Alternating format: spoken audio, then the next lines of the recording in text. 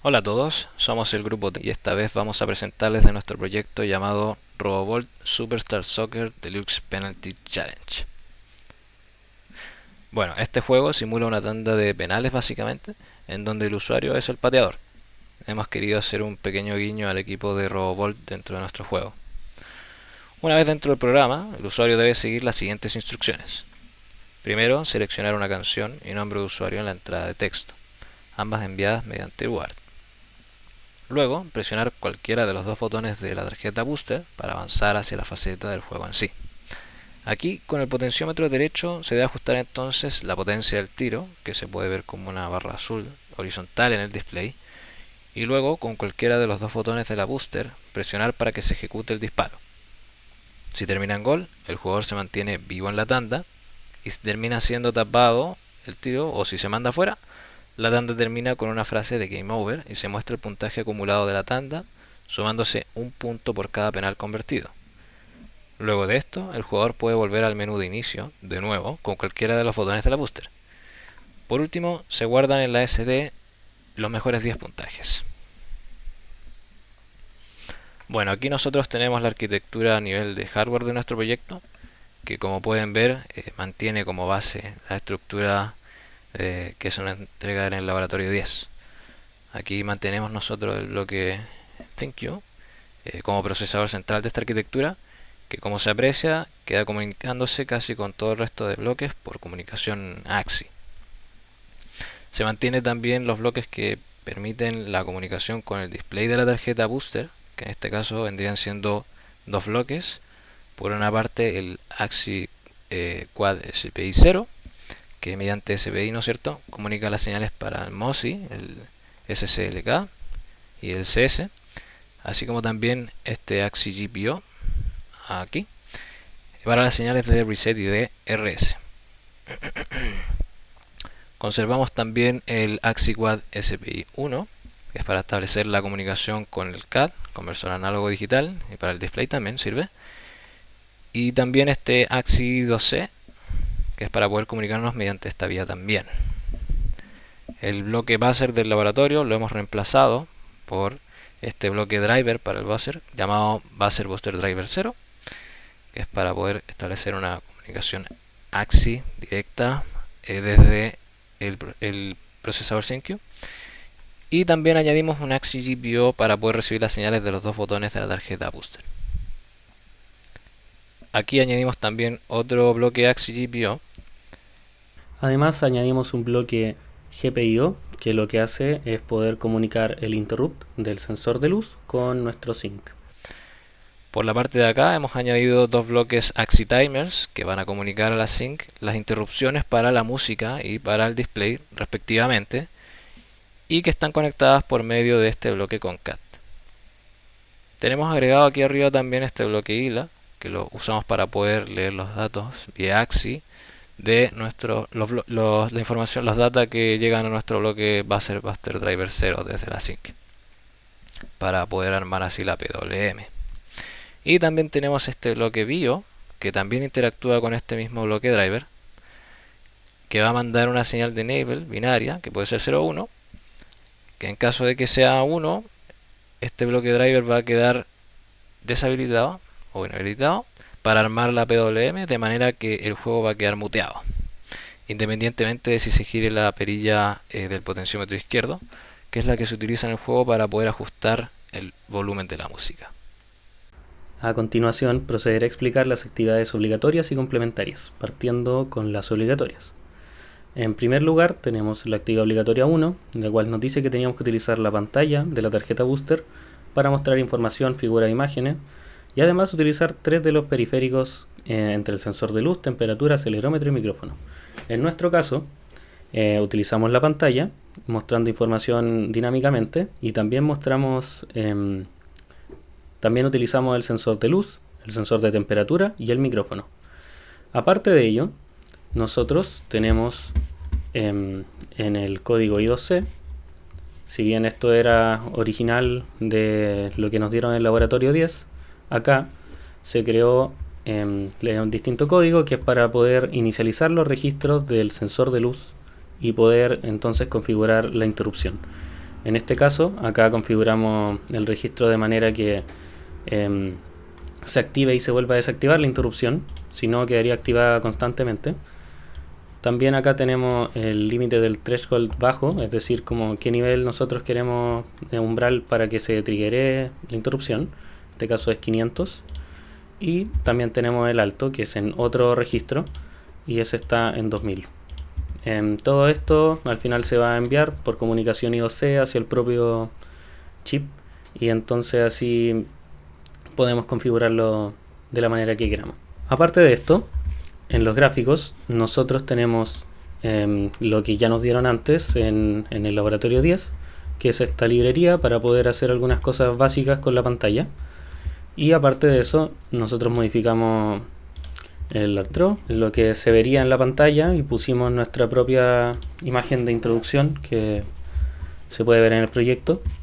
Y también se crearon nuevas funciones en Game Graphics que son para iniciar el frame buffer, y también definimos un frame buffer. Hacemos un clear del frame buffer también para poder limpiar la pantalla. Todo esto para poder utilizarlo en la lógica del juego después y poder colocar los sprites uno encima de otro. También dibujamos la mira, y acá está la función que dibuja los sprites dentro de la pantalla, asumiendo también que tenemos de base alguna imagen que nosotros mismos utilizamos, que es cualquiera de estas de acá. En nuestro caso, la mayoría del tiempo ocupamos el background normal y el dark background, que lo utilizamos cuando el sensor de luz triggerea que hay muy poca luz. En ese caso, la cancha del juego se pone más oscura, el pasto es verde más oscuro, si no es verde claro. En las demás son simplemente para poder utilizar distintas imágenes, ya que no quería reocupar la misma lógica que utilizamos con el archivo de intro, que fue el que utilizamos para la primera pantalla. Como bien se puede ver, también aquí tenemos inicializado una SID, que lo que hace es leer la temperatura, por ende ocupamos el sensor de temperatura, y con este número después se utilizará para utilizar aquí un srand y obtener un número aleatorio para después poder utilizarlo para calcular la habilidad del portero en cada tiro. Por último, para terminar con la primera actividad obligatoria, nosotros utilizamos el micrófono en el cálculo del tiro state. Nosotros calculamos el resultado del tiro, y acá, si se puede ver, hacemos una lectura del valor del micrófono cuando se llama esta función, y acá vemos que penaliza, es decir, el resultado del tiro dependiendo de cuánto ruido ambiente hay.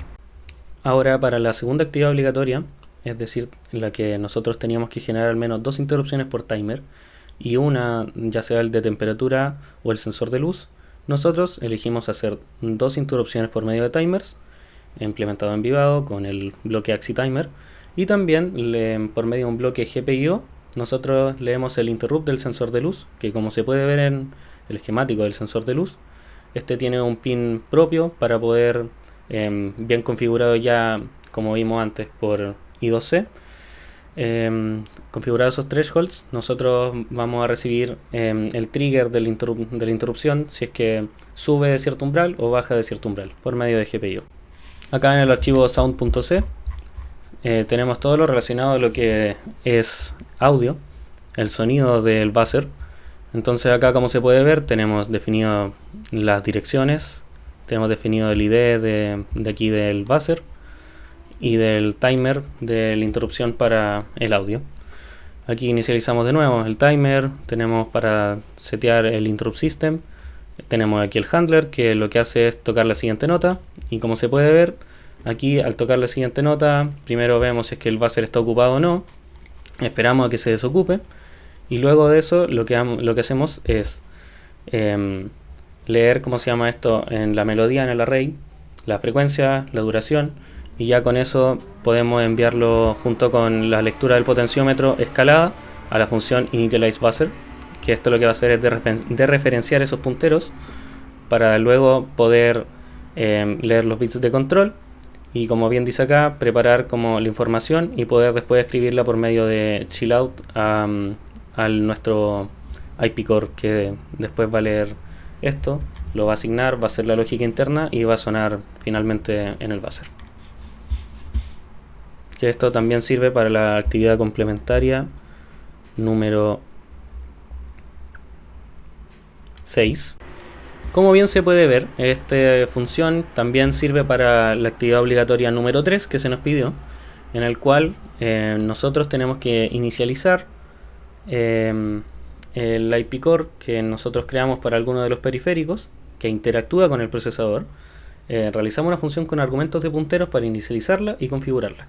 En este caso, nosotros lo que tenemos es que por medio de ward recibimos qué canción quiere escuchar el usuario, y en base a eso se selecciona dentro del main la melodía, y después cuando empieza a sonar el handler, o sea, cuando empieza a funcionar el interrupt, el handler lo que hace es sonar la siguiente nota. Cuando ponemos la siguiente nota, se lee la frecuencia de esta nota, se lee la duración de la nota, y en base a eso después se lee el potenciómetro y se prepara lo necesario para poder enviarlo a la función initializeBuzzer. Lo escribimos así para que se entienda también que sirve para inicializar, aunque está bien, funciona en todo momento. Inicializa en cada ciclo básicamente del handler el buzzer con estos punteros de los valores que recibimos antes.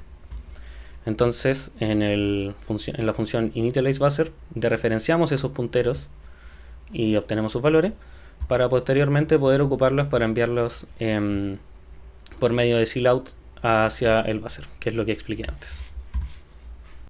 Para poder guardar los archivos en la SD, como bien nos dice el desafío de la actividad complementaria número 7, nosotros encontramos en los archivos de grupos de otros semestres que antes había una ayudantía donde existía una librería para tarjeta SD, y tomamos prestado algunas de esas funciones y también se modificaron algunas.